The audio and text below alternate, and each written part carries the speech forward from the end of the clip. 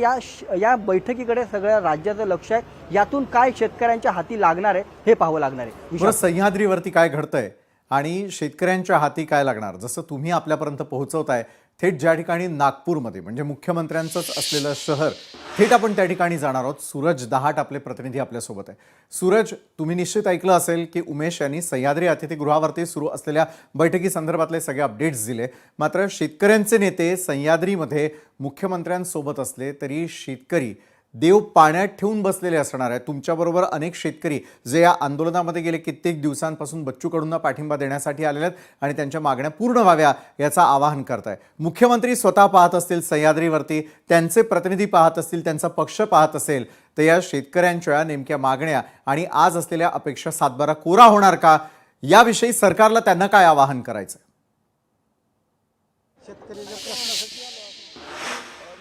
ज्या प्रकारे मुंबई मंत्रालयामध्ये शेतकऱ्यांच्या कर्जमाफीसह 22 मागण्यांसंदर्भात बैठक चालू आहे, इकडे मात्र नागपूरमध्ये शेतकऱ्यांना प्रतीक्षा लागली की केव्हा मुख्यमंत्री कर्जमाफीची घोषणा करते आणि या बैठकीमध्ये कुठला निर्णय होतो याकडे संपूर्ण राज्यभरातील शेतकऱ्यांचं लक्ष लागलं आहे। कारण का आपल्याला माहितीच आहे, गेल्या 3 दिवसापासून जे आहे राज्यभरातील शेतकरी जे नागपूरमध्ये धडकलेले होते आणि आज जर पाहिलं तर आता साधारणतः 20 ते 25 मिनिटं झाले सह्याद्री अतिथीगृहावर महत्त्वाच्या विषयावर चर्चा चालू आहे आणि या संदर्भात जर पाहिलं तर शेतकऱ्यांना प्रतीक्षा लागली आहे की आमचा सातबारा केव्हा कोरा होणार आणि केव्हा घरी परतणार। मात्र जर पाहिलं तर काही वेळापूर्वी जर आपण बघितलं गेलं तर कोर्टाने सुद्धा आदेश दिलेले होते की उद्याचा रेल्वे रोको करू नका। मात्र याच विषयाने जर आपण पाहिलं तर पुन्हा एकदा बच्चू कडूंनी फेसबुक पोस्ट टाकत जर पाहिलं तर या ठिकाणी रेल्वे रोको करण्याचा या ठिकाणी इशारा दिलेला होता। आमची सरसकट कर्जमाफी जर झाली नाही तर आम्ही उद्याला संपूर्ण महाराष्ट्र जाम करू असा इशारा बच्चू कडूंनी दिलेला होता। आणि या संपूर्ण संदर्भाने जर आपल्यासोबत काही शेतकरी आपण त्यांच्याशी बोलण्याचा प्रयत्न करूया। त्याला काय सांगा, तिकडे मुंबईमध्ये मंत्रालयात बैठक चालू आहे, प्रतीक्षा लागली आहे कारण का गेल्या 7 ते 8 महिन्यापासून जर पाहिलं तर बच्चू कडू आंदोलन करत आहे, काय सांगणार?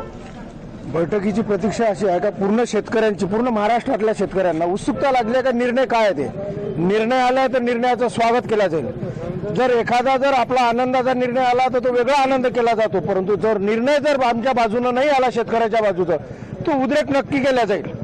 उद्रेक होणारा उद्या जर निर्णय शेतकऱ्याच्या बाजूनं नाही लागला तर कोणत्या प्रकारे शेतकरी उद्रेक करेल, रेल रोको असो किंवा कोणताही असो, अधिक कोणता उद्रेक करेल हे काही शेतकऱ्याच्या मनातलं सांगता येत नाही। आम्ही त्यासाठी तयार आहे आणि शेतकऱ्यांचे हर जिल्ह्यामधून हर तालुक्यामधून फोन येतात, आम्ही चक्काजाम करू का, आम्ही शोले आंदोलन करू का। प्रत्येक शेतकरी त्या निर्णयाच्या आशेवर बसलाय। कोर्टाने असं म्हटलं होतं की रेल रोको करू नका, बच्चू कडू असं ॲफिडेव्हिट सुद्धा या ठिकाणी दिलेलं होतं आणि नंतर जर पाहिलं तर काही वेळापूर्वी बच्चू कडूंनी फेसबुक पोस्ट टाकली उद्या रेल्वे रोको करू, काय सांगणार?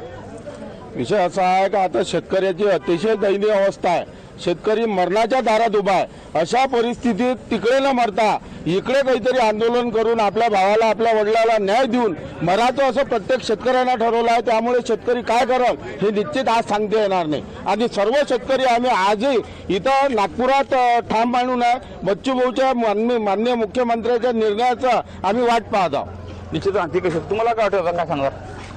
जर शेतकऱ्याच्या बाजूने जर निर्णय झाला नाही तर आमचे कालचे 20 ते 25,000 शेतकरी पूर्ण नागपूर शहरात आहे, वेगवेगळ्या सभागृहात ते इथंच आहे। बच्चूभाऊच्या आदेशाची फक्त वाट पाहत आहे, काय ताबा घ्यायचा हे बच्चूभाऊ ठरवणार आहे। मग मंत्रालय ताब्यात घेऊ आम्ही किंवा फडणवीसचं घर ताब्यात घेऊ किंवा अन्य रेल्वे ताब्यात घेऊ, आम्ही कोर्टाचा आदेश झुगारून लावू। कारण मरण नाही ना मग शेवटचं मरायचं आहे आम्हाला। आता जर 30 तासापेक्षा जास्त जे आहे या ठिकाणी वाहतूक अडवली, त्यामुळे लोकांना सुद्धा मोठा त्रास सहन करावा लागला होता। त्याच्याबद्दल आम्ही शेतकरी दिलगिरी व्यक्त करतो, पण आम्ही आयुष्याचा त्रास सहन करून राहिलो। आमची नाफेडची खरेदी, सोयाबीनची खरेदी सुरू झाली नाही, सोयाबीन निघून 2 महिने झाले पण अजून सोयाबीनची नाफेडची खरेदी सुरू झाली नाही। हे त्याने लाज वाटली पाहिजे सरकारले का खरेदी केंद्र सुरू केले नाही आपण।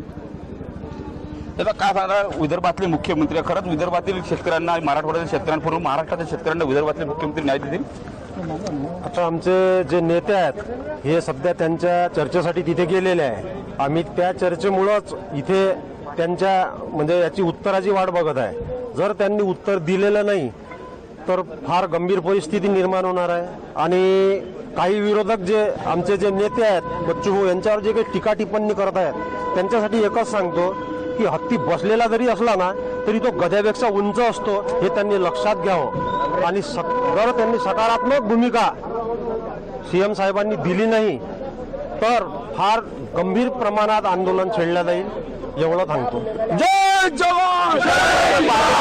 कमालीची आक्रमक झाली. मुख्यमंत्र्यांनी कुठेतरी सातबारा कोरा करण्याचाच या ठिकाणी निर्णय घ्यावा आणि तशी भूमिका मुख्यमंत्र्यांनी घ्यावी अशी जी भूमिका या ठिकाणी शेतकऱ्यांनी मांडली आहे. तुर्तास जर आपण बघितलं गेलं तर बच्चे कडूंच्या या भूमिकाकडे सुद्धा महाराष्ट्रात आणि संपूर्ण या शेतकऱ्याचं लक्ष लागलं आहे. कारण का गेल्या 3 दिवसापासून या संपूर्ण शेतकरी जे आहे रस्त्यावर झोपलेले आहे. तर पाहिलं तर स्वतः या ठिकाणी जेवण बनवत आहे, कुठे रस्त्यावर झोपले तर कुठे बुगड्यावर झोपले या ठिकाणी जर पाहिलं. त्यामुळे शेतकऱ्यांना प्रतीक्षा लागली की नेमकं बच्चे कडूच्या संदर्भात जे काही बैठक होते त्यामुळे सकारात्मक तोडगा निघतो का आणि या बैठकीमध्ये काही नेमकं पॉझिटिव्ह काही होतं का. कारण का जर शेतकऱ्यांच्या कर्जमाफीची जर घोषणा जर झाली नाही तर आम्ही उद्रेक करू, उद्याला चक्काजाम आंदोलन पुन्हा एकदा करू रस्त्यावरून असा थेट इशारा आहे पुन्हा एकदा या नागपूरमध्ये आलेल्या राज्यभरातील शेतकऱ्यांनी दिलेला आहे.